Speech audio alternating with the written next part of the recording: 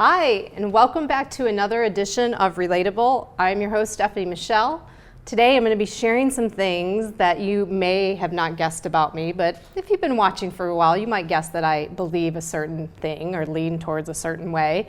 And I felt like it was important to reiterate some of these things as we go into our topic today. So I value instinct, intellect, and spirit, collaboration and individuality, love, compassion, empathy, and nature.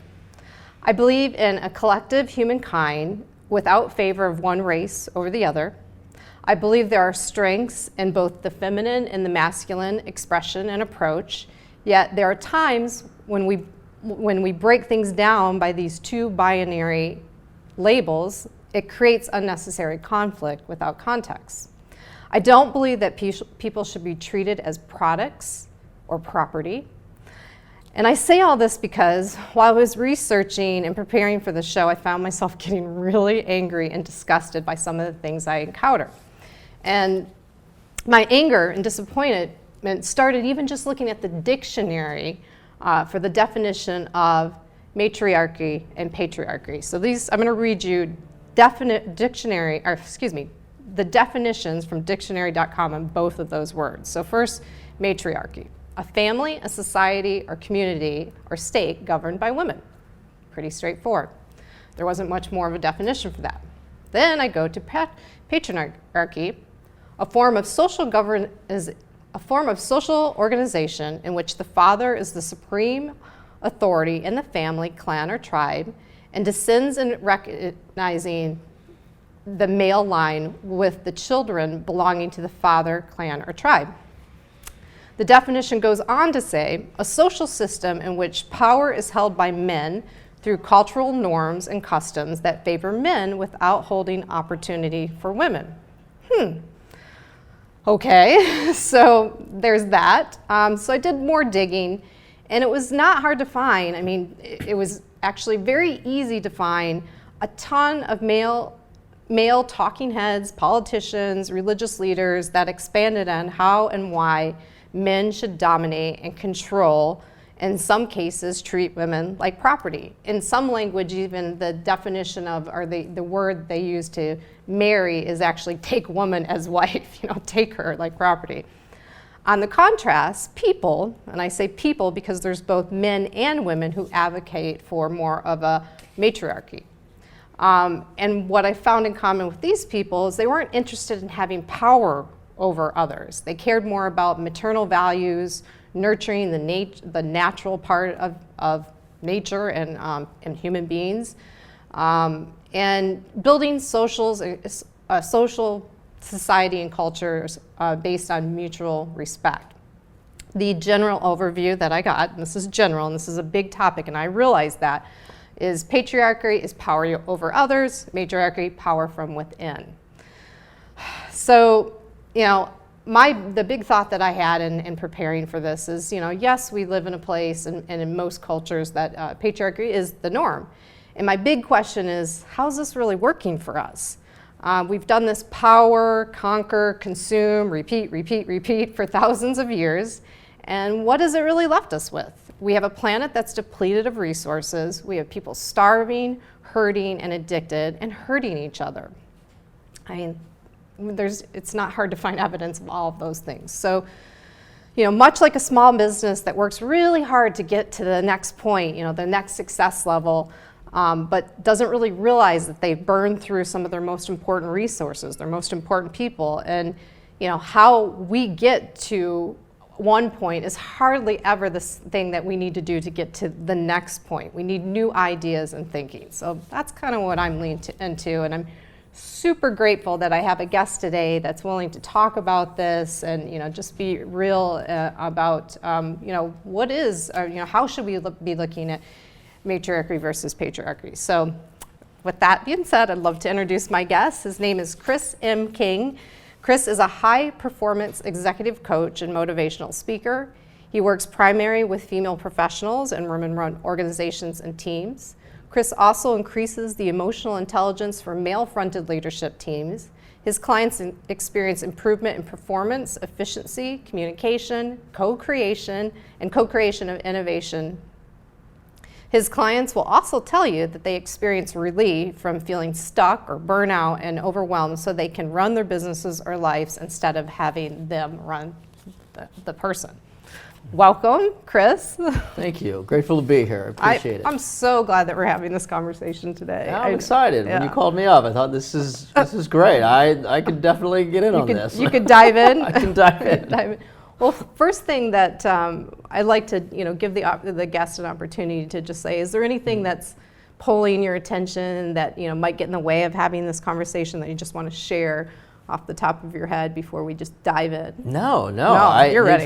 I'm really ready. I was actually on a retreat over the weekend where, kind of what they referred to as the divine feminine was sort of the concept, the theme of the weekend. Yeah. So the timing is, very serendipitous. All right. Well, then let's go there. So I think it's important. So as I was doing this research, and there's just a lot of talking heads, and I dangerously putting out some reckless ideas that I don't feel like they're being honest about, like, well, why do I have this perspective? So I think it's important for both you and I to share like our own experiences of maybe male or female-led parenting, our childhood a little bit, so we can be honest about the lens that we're looking through to have this conversation. Sure. So are you okay with that? Absolutely. All right. So what can you share about your childhood that kind of relates to this?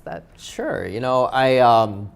I was the third born, 3 kids, 2 older sisters. My oldest sister was a special needs child. She had Down syndrome, and she actually died of leukemia at the age of 11. Now, I was just 13 months old at the time, and my older sister was about 2.5. And so we grew up in the wake of that. Yeah. And my parents had very different ways of navigating that event and the fallout subsequently. My father really, and again, this is my perception, so I won't speak for his experience, but my understanding is that he barely survived it, really. All he could do at that point was work. He threw himself into work. And I think his framework was around, well, if I just make enough money, any problem that comes along, we can throw money at it and ensure the survival of the family kind of thing. But it took a toll on him emotionally, psychologically. He drank, he was very angry, he was very hurt. And I don't know that he ever really made it back from that. Now, Mom was a different story. Mom was very nurturing and very sweet. She spoke of my sister often and from a place of love and joy and appreciation of what she brought into the family and how that was. And so while she had her incredibly painful experience, what she chose to do with it was very different, how she was able to survive. And it became very clear to me when I asked her, I think somewhere in my 30s, I said, Mom, how did you get through it? Yeah. And she very plainly said, I had 2 babies at home. What was I going to do? Yeah. And so that's kind of how I started, relating to the world and my understanding of, male versus female and kind of how I came up. Would you say that did one of your parents lead that relationship more than the other? So would you say that your dad had a household or was your mom had a household? I would say that Dad was the head of the household for sure. He was the breadwinner. He worked. Mom was pretty much a stay-at-home mom.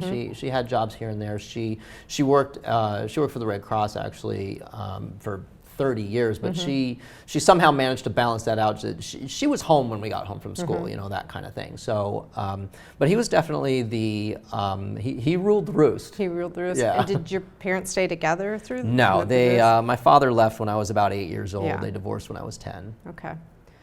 All right, so I'll share mine, and we've never done this before, so we're learning about each other in this way now too. So I'm also a product of divorce. I've said this a lot on here. I think it does affect how you see things. But I would say my dad, and again through my eyes, I'm not speaking for him. This is just my experience, but. I do remember my dad being the earner, but I also remember my mom being more dominant. and then they divorced. I was 10 when they divorced.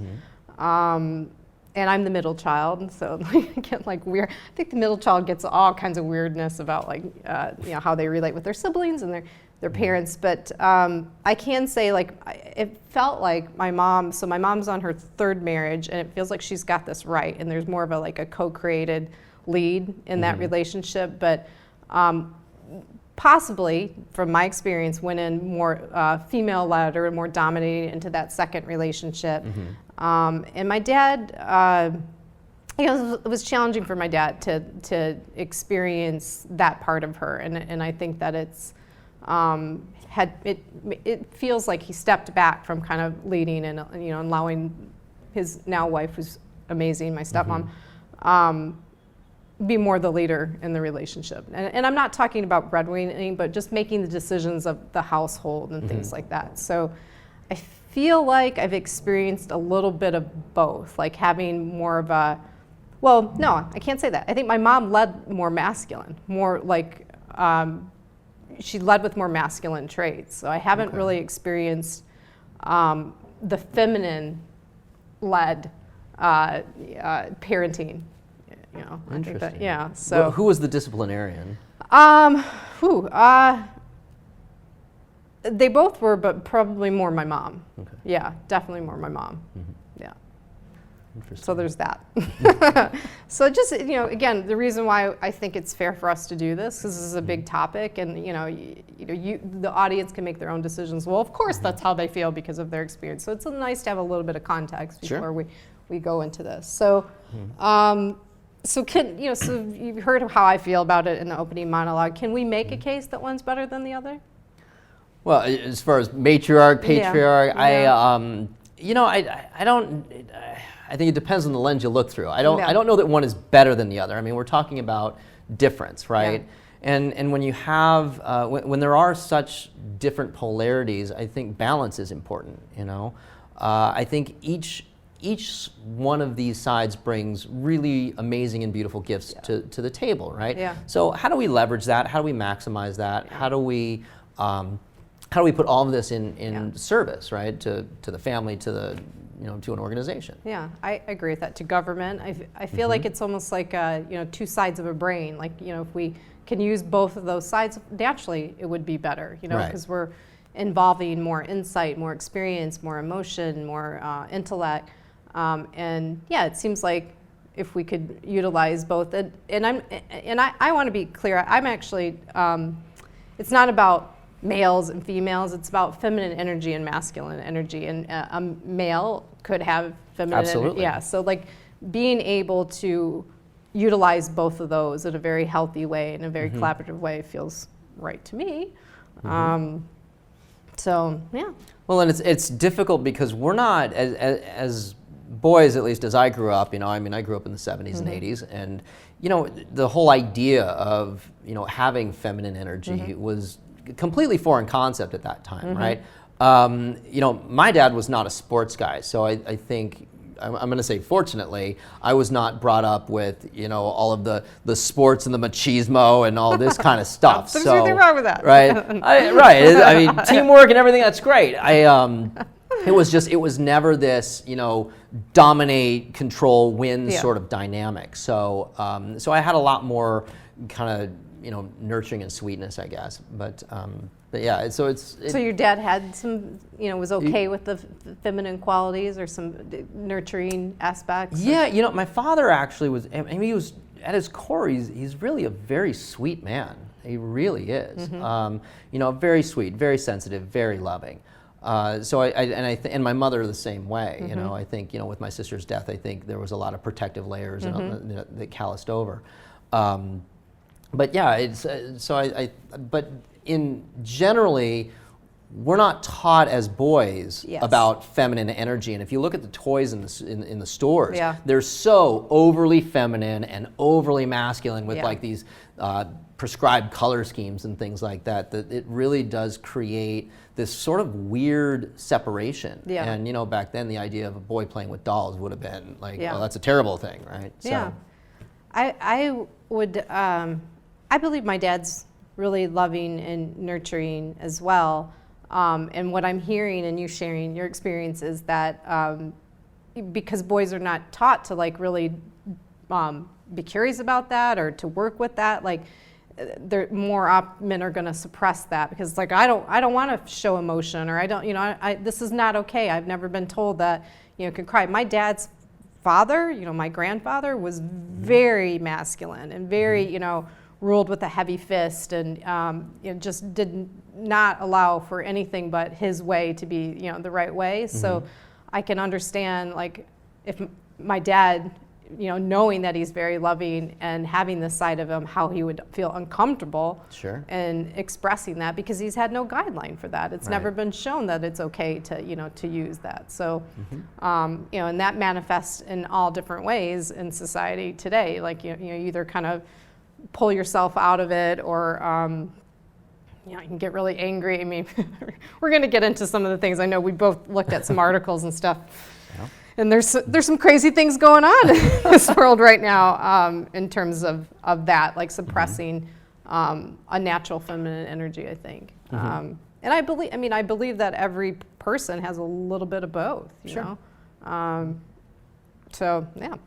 Well, so one's not, so we're not making a case either. I'm agreeing with you. I don't know if one's better than the other. I think that optimally I'd like to see a little bit of both. But I haven't seen a lot of female-led societies or cultures or governments or cultures of families continuing to lead either. So I don't really know, like, really what that looks like. So I'll say that. What are some of the signs that the traditional patriarchy as we know it is not working? Well, we can look at this through a very binary lens, right? Working, not working. Effective, ineffective, efficient, inefficient. We're grossly out of balance right now. I mean, it shocks and astounds me that women are still making 80 cents on the dollar or something like that, and I'm like, shouldn't they be making about $1.20 on the dollar? I mean, really, when we look at kind of how they prioritize things, men, generally speaking, I'm going to be very general here, okay? We have to be. I'm going to cross cultural barriers and things like that. Generally speaking, men, we rank real high on our priority list. We're right in, like, maybe the top 3. We're pretty important on our priority list. To yourself. Right, exactly. Women, not so much. You guys, everything else comes first, right? It's the kids and the job and the house and the husband and mom and you guys are down here somewhere, right? So what ends up happening is that, there can be some resentment build up, but you get a lot of these women, particularly in the professional sector, that are overwhelmed, they're burned out, they're kind of pissed off at their husbands because there's resentment is built up, and they're completely cooked, right? And they do carry the load, so to speak, as far as the responsibilities of the household and job and all this kind of stuff. So really it does benefit us to find better balance in this and really support the women that are driving these organizations, and how do we lighten the load, because they will carry that load and live in an uncomfortable place much longer than we will. Really. So I would add, again, I can't speak for all women, but some of them that I know, and myself included in this, and culturally passed down, we deal with this. I'm not enough. I'm not pretty enough. I'm not smart enough. I'm not this and that. And every part of consumerism is like geared towards us. Like this is the makeup that you have to wear. This is how you have to dress. This is what you need to look. So look like this. These are all the things that you need to do to keep up, right? So there's that, and so I think what's happened, I think if we had like some cool Venn diagram, so if you have women feeling this, and so what do? They go and better themselves. Like, women are much more apt to read a self-help book, to seek a coach, or to work with someone, to see even a therapist. They're much more likely to go and better themselves, and they have, so. That's happened. We're like, okay, now we're going to go out and have this. We're going to have this job, and we're going to lead companies, and we're probably still going to try to do it all, and we're going to experience this burnout. But so as we've done this, what it feels like to me, and I'm probably going to get myself in trouble, is men haven't. So and they don't understand why we've felt like we've had to do this, and we're just trying to be here with you. We're just trying to not compete, but just to be here with you, to be worthy of the same things that you are, and be considered an equal part of humankind, right? But what I'm experiencing, and what I experienced in doing the research for the show, is men are angry about that. We have the real extreme of this. The extreme of this is these incel guys that are involuntary celibate, and they hate women, and they have this misogynistic view towards women, and they feel like they can commit violent acts. They can rape them. They're upset they're not having sex, and it's like, hey, do what any other man has done, in generations before you. Do something, like better yourself, learn a skill. Like, why do you think guys are rock stars? Like, they're not doing that maybe because they were so compelled to play music. They, they wanted to be attractive for a woman. So, well, there's a common thread there. You asked a question about how do we, what's the evidence that we're out of balance, right? It's the women making 20 cents on the dollar. It's everything in society that basically tells women, we have an entire economy that is based on telling women you're not enough. Everything that's geared towards women is geared toward telling them they're not enough.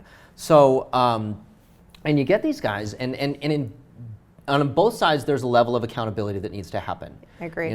Women need to stop buying into this bullshit story. I mean, really, because that's on them, right? This is a choice. Your beliefs are choices that you just haven't taken responsibility for. The second you take responsibility for those beliefs, you can choose to believe whatever you want. So, people, and I hear this a lot from women. They say, "Oh, well, the magazines do this and all this." It's look, yes, the magazines target this way and they market this way and they say these things. You have an opportunity to give it no energy whatsoever, because this is not necessarily your reality. But part of that, so when they do, I would be one of these women, like, I am enough. I'm very happy with how I'm contributing in the world. I have great friends and great relationships.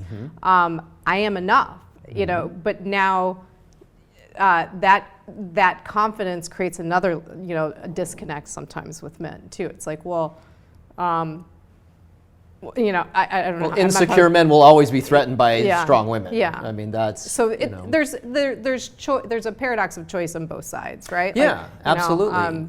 These men, same thing. Victim mentality. Entitlement. This kind of stuff. I mean, And that, I think, is another thing that we could address on both sides of it too. And generally speaking, it's like that's, to me, the most dangerous behavior out there, of like being, saying that you deserve something over somebody else, or blaming, the finger pointing at somebody else. Like, we all have a choice to be responsible and accountable for our own actions, and let's work on that. Like, if there's anything. But it's so much easier to put it outside of us, But this is where we end up reclaiming a lot of energy, right? If we can release the blame and the judgment and all this kind of stuff. When women are actually embracing who they are, letting go of this story that they're too blonde or not blonde enough, that they're too tall, not tall enough, too round, all this kind of stuff. All of every moment spent in judgment or shame about yourself is wasted energy that could be embraced, reintegrated, and repurposed. Right? So, and in doing so, making the person whole again. We're talking about integrity here in terms of wholeness. Every time we judge something about ourselves, we disenfranchise that part of us and we lose it. And that part brings gifts and talents and all kinds of wonderful things that we then, that we miss and we disown without recognizing it. Yeah, I mean, I'd still say, and I just want to reiterate what I said earlier, is like, even if it's claimed, there's another level of like, okay, now I'm walking out into this space where people don't expect me to have claimed this, and that I don't have respect for myself, and there's still language, behavior, and things that we have to deal with, and we are choosing, in many cases, to not deal with it, which is also creating this situation where we don't have as many relationships. You know, people are not having children as much because we're like, you know what? Look, I'm full by myself, and I would like to be full with somebody else.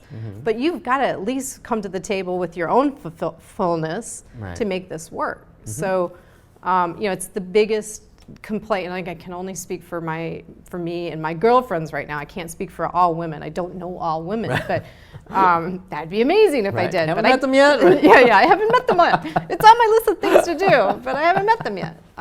But you know, we're generally like, yeah, we're like kicking ass. We like who we are. We have good times, and it's harder to find somebody, a man that's, you know, if you know my heterosexual girlfriends, you know, that are looking for a male partner.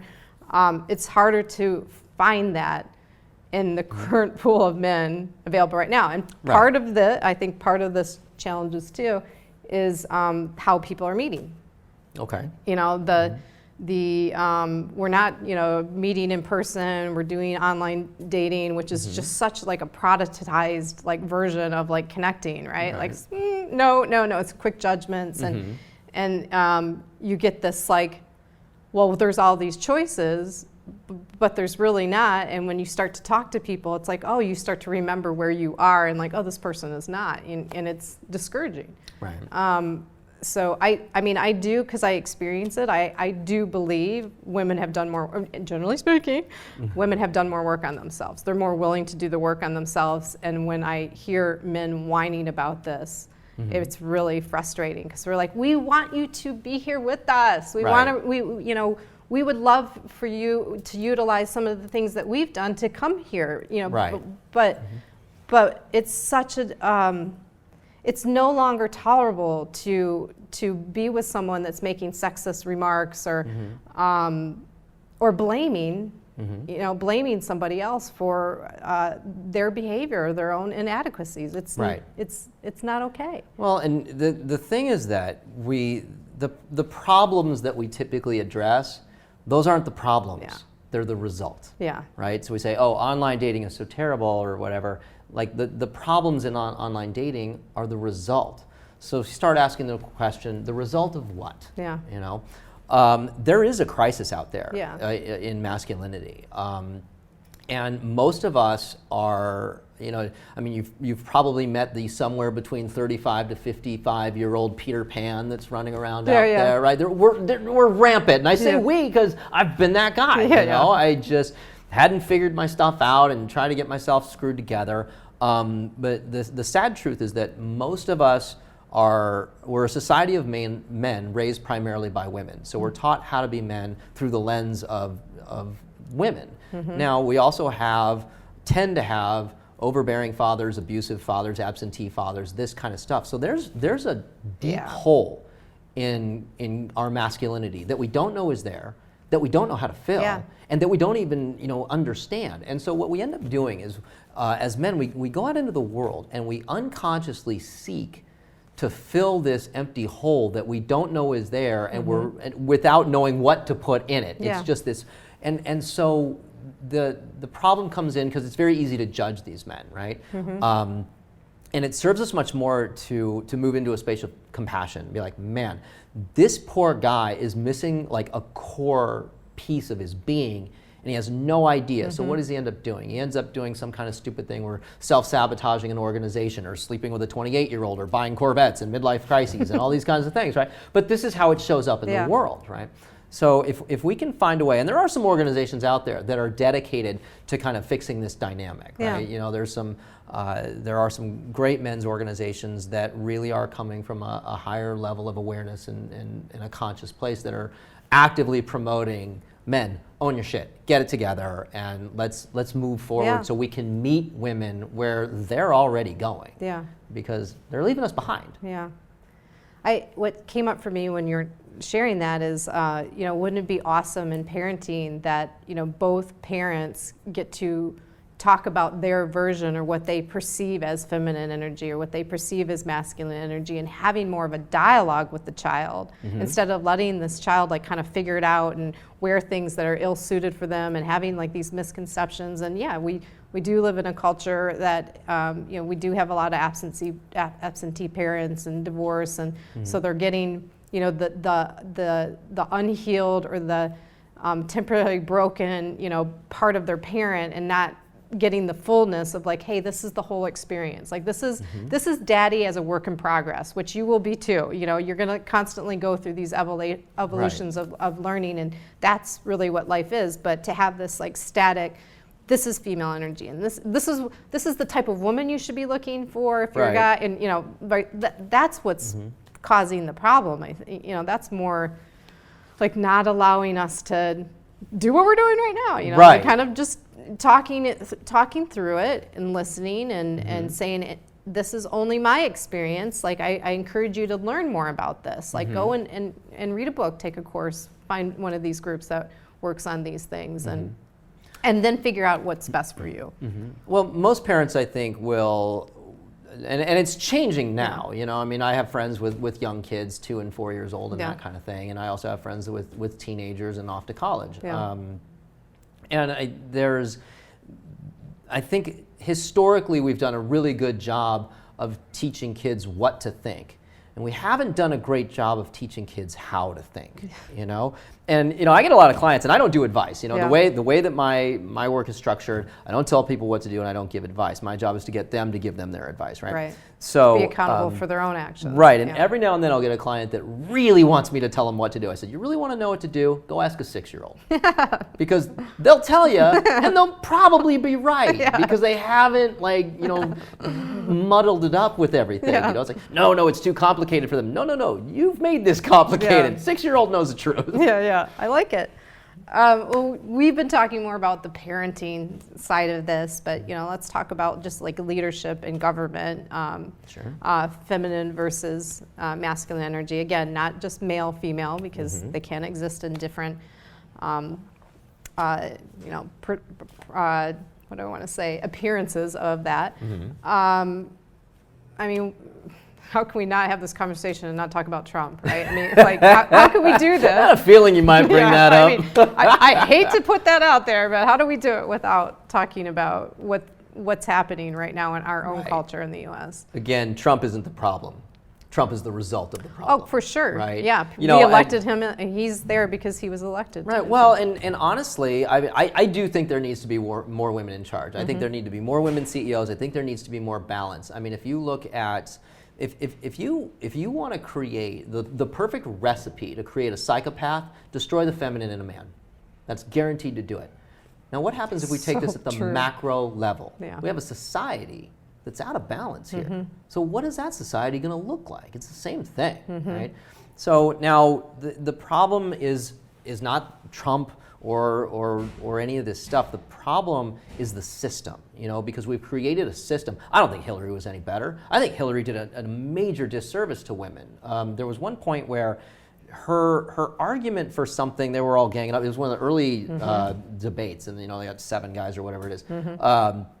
And she had said something along the lines of, "Oh, they're just picking on me because I'm the girl." I was like, really? You're gonna play? I mean, it was such a cry wolf kind of thing. I don't think her deplorable comment, towards a group of people helped her either, because that's a very masculine. Like, if we're looking for more a balance of feminine energy in government, like you want somebody that has compassion and empathy for all people. Like you want to bring into this equation some big picture, let's nurture kind of, thoughts and actions. So I don't think that comment helped her either, when she... No. So, but we have these two people, 3 people towards the end.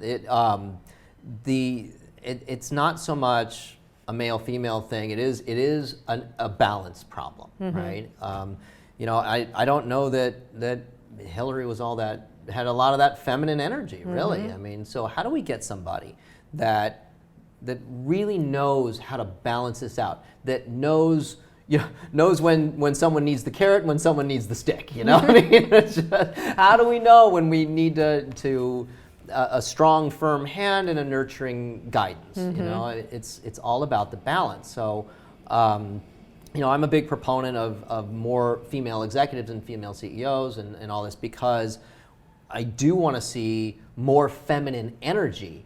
But does that mean they have to be female? Not necessarily. No, I'm looking for more balance here. My clients tend to skew female for that reason. Yeah. But I've experienced, you know, early in my career, like I remember specifically around 26 years old, like watching some of the women that you know, I went to college with, and you know, it's the same kind of career path, like choosing to operate like a man.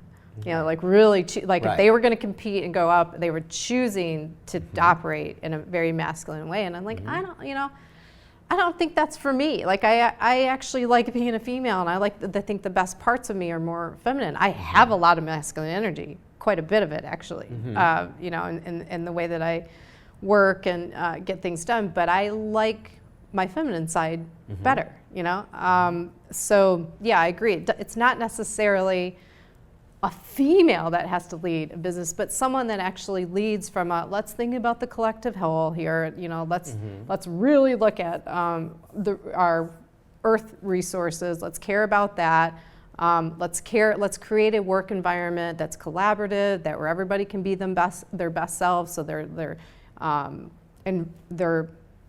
you know, they're actually engaged in their position. They feel like they have ownership. They feel like they're heard, seen, loved. I mean, I would even go as far as to say that in a work culture.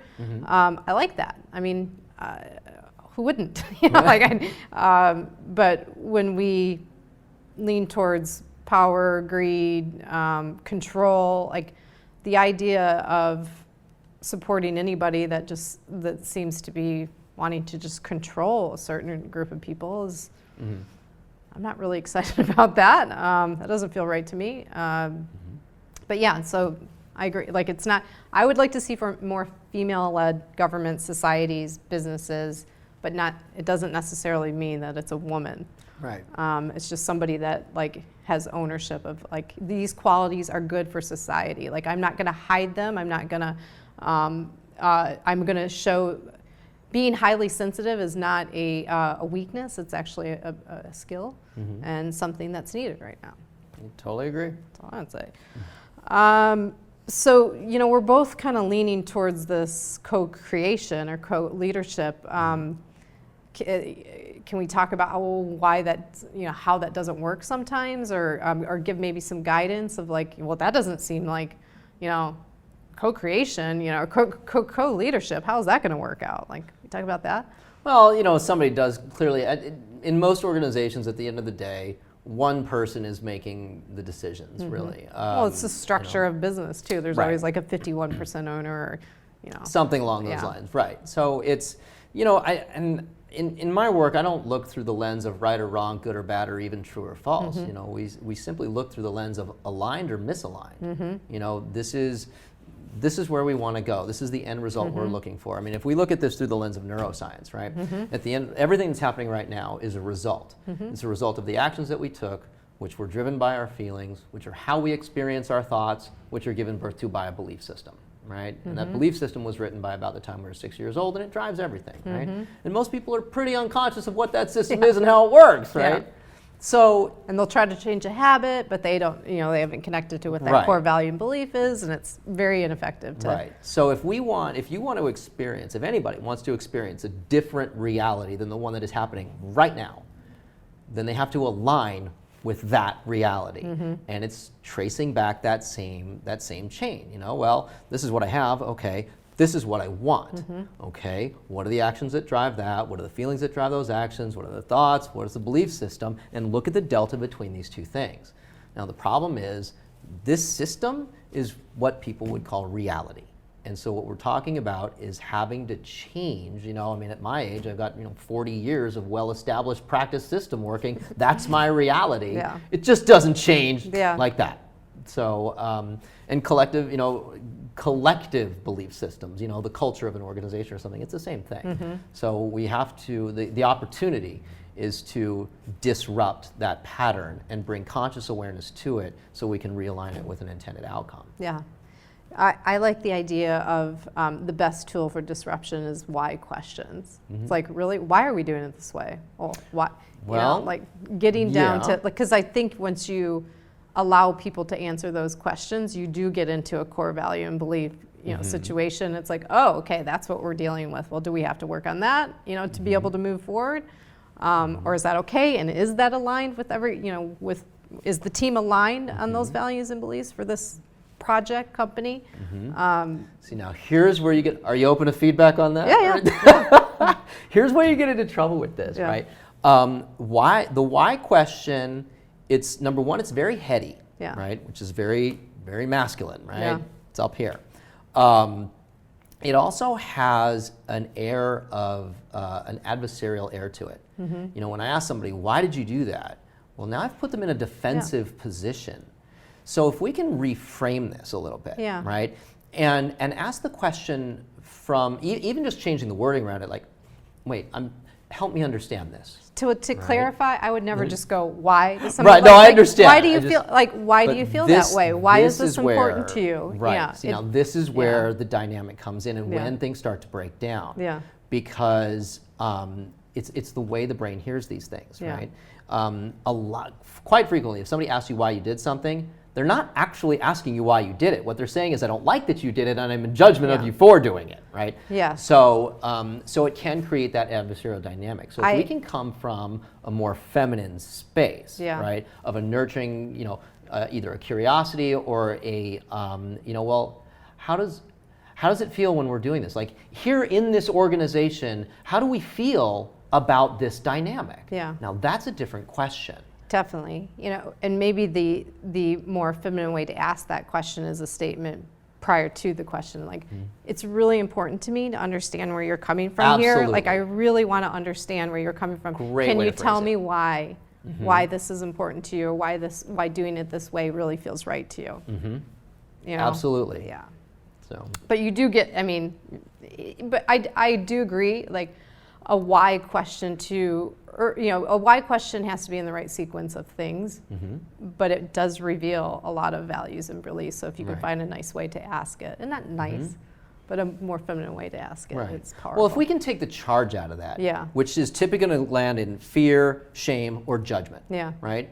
Then we can ask that question all day long, because it's a question of we're aligned or misaligned. Why do we do that? Oh, we did it because of this, that, and the other. Oh, is that in alignment with our intended outcome? Yes, great. No, okay, shift, right? If we can take the fear, the shame, and the judgment out of there, take the charge out of it, then we can do this much easier, much faster, reclaim a lot of lost energy. Yeah, I agree. I like it. All right, so what else can we do to create a future that is supportive, healthy, and fulfilling for all humankind, no matter of race or sex? Just a little question, just thrown out. Just an itty bitty one. I'm not going to say anything new here. Yeah. It's be the change, right? I think the opportunity for the people that are really aware, because until there's awareness, there's no choice, right?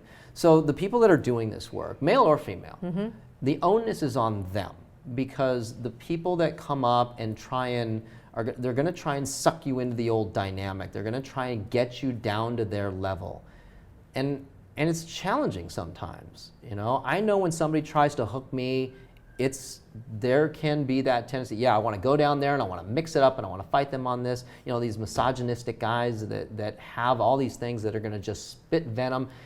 It's really easy to want to mix it up with them and get in there and show them that they're wrong and prove. And you know what? It doesn't work because they're not open. Yeah. So it's really, hey, I hear that's how you see it. And that's kind of the end of it, because we Sam Johnson, right? Example is more efficacious than precept. Yeah. So be the change, whatever. There's any number of ways to say it, but I'm not going to say anything new here. I'm not either. I would love to have compassion for people that have very hatred, views towards other people, and just like, I know somehow someone didn't give them that compassion, and this is where they are now. And I don't want to engage, but I would say what creates an equal playing field, if you're looking at yourself as opposed to others and they have something you don't have or you want, like, the thing that starts to create an equal playing field is like you having some accountability for your role in it. Absolutely. It's like just acknowledging like, yep, that's blame.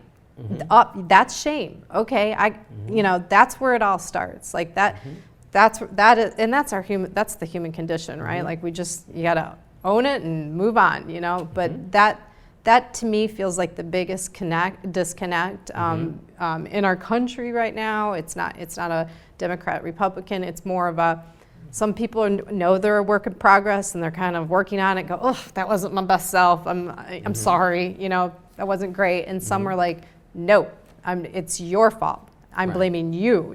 That's the divide. And if I had a wish, if I could wave a magic wand, I would allow people to look in the mirror and see that. And God, I know that that's painful. I don't want them to look in the mirror and go, oh shit, now I got to deal with all this stuff. And I'm sorry, you can't just wipe that away and move on without dealing with some of that. That's just part of it, right? I wish I could make the pain less for people, but I do know that love and light and compassion, all these things comes from just like owning your own role in it. I'm like, yeah, I got this, Yeah. And accountability is kind of like, accountability and blame is the same relationship as, vegetables to junk food, It's like the ego loves the blame, loves the junk food, tastes good in the moment, feels like crap long term. But the soul really loves the accountability, it loves the vegetables, and it feels good long term. And when I'm talking about accountability, I'm not just talking about, I did this and I own that. I'm talking about 100% responsibility for my experience in this world, which means if I'm mad, that's a choice that I made. Absolutely. That is on me. My experiencing anger is on me. Nobody made me mad. That comes from my wiring and my system. The way I heard it best was somebody had said to me once, it's like it's like if you have a sunburn and I pat you on the back or something and you're like, ow, that really hurts. I didn't cause the sunburn. I just pointed it out. So if I made you mad, I didn't make you mad. I just revealed the mad that was already there. I just triggered it in you. Exactly. So if we can recognize, that my emotions are mine and nobody controls it. The second you say that somebody else made you feel anything, they made me happy, they made me sad, they made me whatever, you're saying that they control you. You were already there. I mean, I say it like whatever you lean into, you create space for. So if you're leaned into hate, and you're leaned into, seeing everybody's out to get you. I have a male friend right now that believes that he can't get a job because he spent too much time out of the workplace and all HR is run by women and they're not going to hire him. I'm like, wow. It's quite the limiting belief. I'm like, wow, I'm pretty sure that belief is not serving you, but you've leaned so far into it. That's exactly what you're going to experience. Well, to your point, what we'll do is, and this is what, we spoke earlier about belief systems. What people will do is they will go out into the world and unconsciously seek to prove that system that they don't really understand that's running. And they're going to find it because that's what they're looking for, right? And even if the reality sucks, they're comfortable in it because this is the reality they understand, which means they know how to navigate that and subsequently they feel safe. So what happens, right? The opportunity is in disrupting that, going out and consciously seeking to prove the system that we want to be the case as it's in alignment with intended outcomes. Now that's uncomfortable because that means the world's a scary place and I'm not familiar with it, right? But is it any wonder that the woman who perpetually says there are no good single men out there is single all the time, right? She's never got a stable relationship because in her system there are no good guys. If one fell in her lap, she wouldn't. If you don't believe in unicorns, you're never going to see one. Right? Well, what's coming up for me in that is like, if you're attached to being right, you'll be right. You'll be right. You'll be right about that thing, whether it's good for you or bad for you. But that's got to go away. Like that is not accountability or seeing yourself in it. Like, it opens things up when you're like, hey, I actually am just going to go out today and I'm going to be proven wrong a couple times. But you know what? I'm going to learn. And it's kind of a form of strength, guys. Like vulnerability is strength. And what does that require, in terms of this conversation? It actually requires a very feminine quality. It requires openness, and a willingness to receive. You know, male energy is very go, you know, and female energy is very open. And in order to go out there, you know, you may have that male, I'm going to find a partner, I'm going to find a job, I'm going to whatever it is. And at the same time, you have to be open to receiving that it's actually there and willing to receive it, you know? And you can't blame the world for not giving you what you want if you're not willing to take it. Exactly. I think that's a great place to end this conversation. Some pretty good stuff.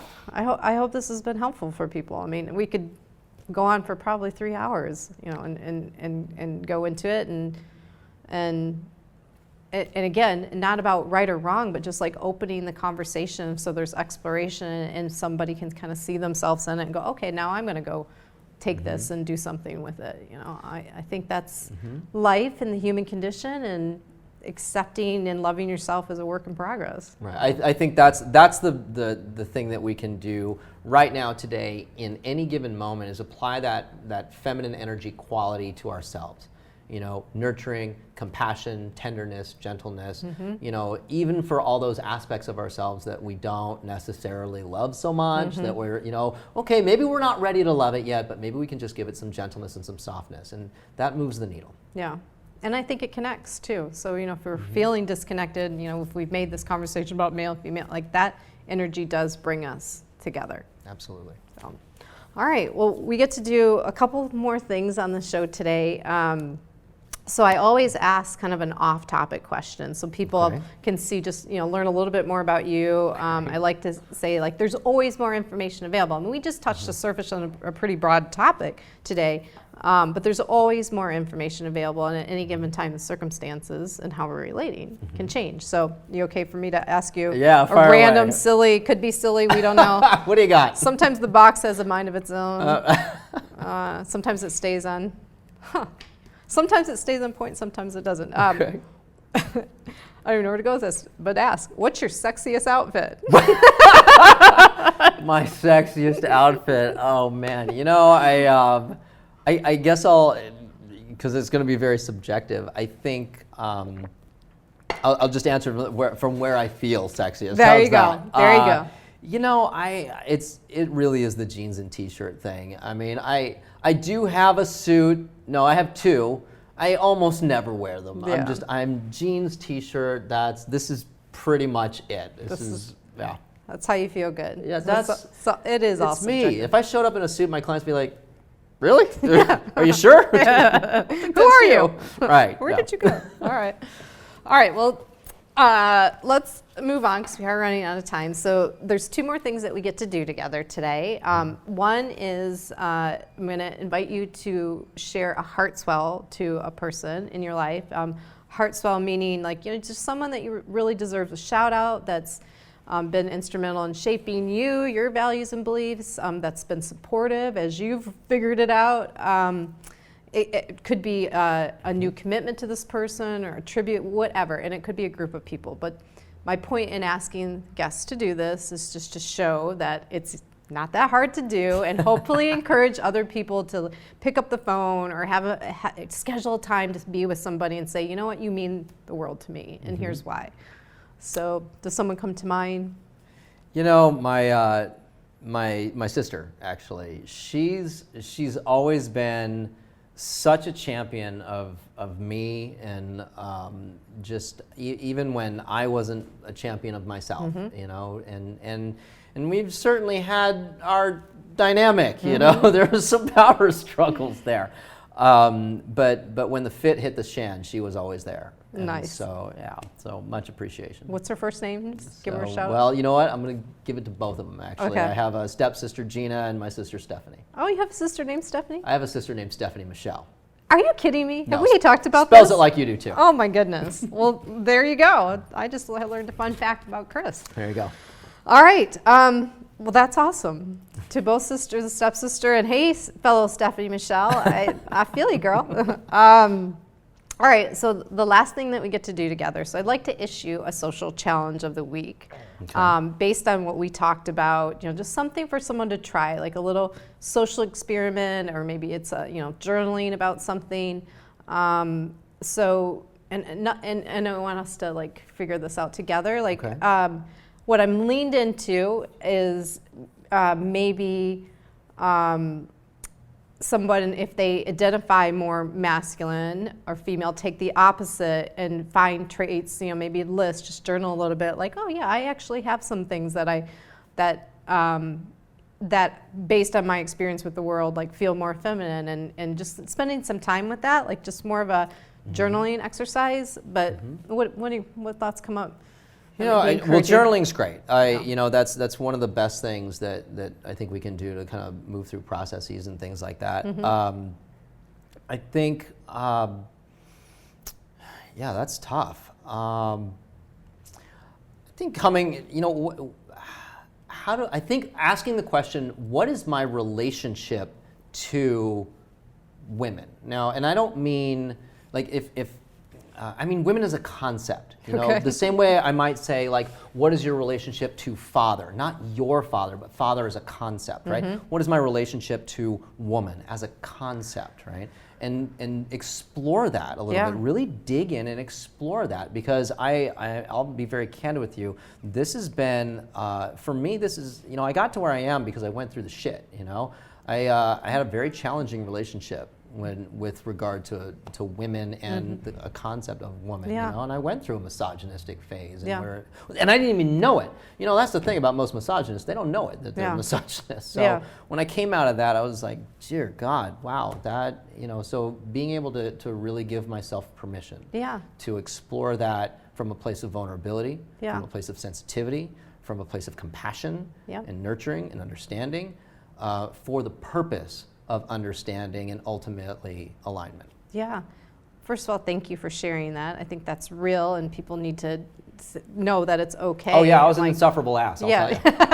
And look at you now. Well, I can still be kind of an ass, don't get me wrong. Is that with alcohol? No, it's just when I get fired up enough. Well, I love it. All right, well, I'm going to elaborate on it. I like where you're going with this. I think there's 4 questions that you can answer. What is your relationship with women? What is your relationship with men? And what is your relationship with the concept of father, concept of mother? Any of us asking those 4 questions and writing down what comes up and seeing, like, especially between the mother, father, and then female or woman, man, like there's going to be a lot of discovery there. So those 4 questions. I think that's great. Right? I'm going to do this. It's like anybody, I think some people watch this and go, oh, I've done that, or I got this, but it's like we're a work in progress. We're always kind of learning, and it's good to spend a little time with yourself and go and seeing, oh, really? That's what came up? I'm gonna work on that, or I'm gonna play with that, or I'm gonna read a book about that. It's never too late to do something that gives you insight about yourself. Absolutely. So 4 questions. So we'll put that in the archive. If you happen to take that challenge and you want to let us know, I'm going to share Chris's social media handles and mine as well, and so you can tell us like how that worked out for you. Oh, I'd love to hear that. Yeah. You too, right? That does bring us to the end of the show. I am so grateful that you spent the time to have this conversation with me, and you were vulnerable in some of the things that you shared. Really appreciate it. And if there's anything that I would want people watching to know is, even in this exchange, Chris exhibited some feminine qualities and being vulnerable and sharing, and like women like it. Like, I feel connected to you. Like it's a good thing. Like, I feel connected to you because you shared in that way. It's kind of sexy, So thank you. So if anybody like is watching and they're like, oh, I can't do that, like it's actually something that connects us, and we've said that several times in this. So don't be afraid to be a little feminine, and women, respond to that and honor and tell somebody that they're doing a good job. I think that we all need to be, hear that encouragement between us. So hopefully that was an example for people to follow. So thanks, Chris, for being here. Thank you. Chris's website is Chris M. King, M like Michele, mking.com. And he is on Instagram, Twitter, and Facebook. Chris M. King in most places, or Chris Mike King. And I'll share all of that so you guys can find him. And it's on the screen right now, too, so they can find you. Appreciate you being here. Next week, I'm going to be talking to Giovanna, and we're going to be tackling another tough topic, racism. So that's going to be complex and big and emotional as well, but good, timely and definitely a conversation that we can't have too much in terms of shedding some light and compassion in that area as well. And with that being said, as always, you guys know what I like to sign off the show with. Chris, you might like this too. It's just, relate with more curiosity. Like, it's not about being right or wrong, just having a little bit more curiosity. You'll find that you will experience things in a lighter way, and you will connect with people just by having a little bit more curiosity in the way that you go about your day. So relate with more curiosity, and see you next week. Bye.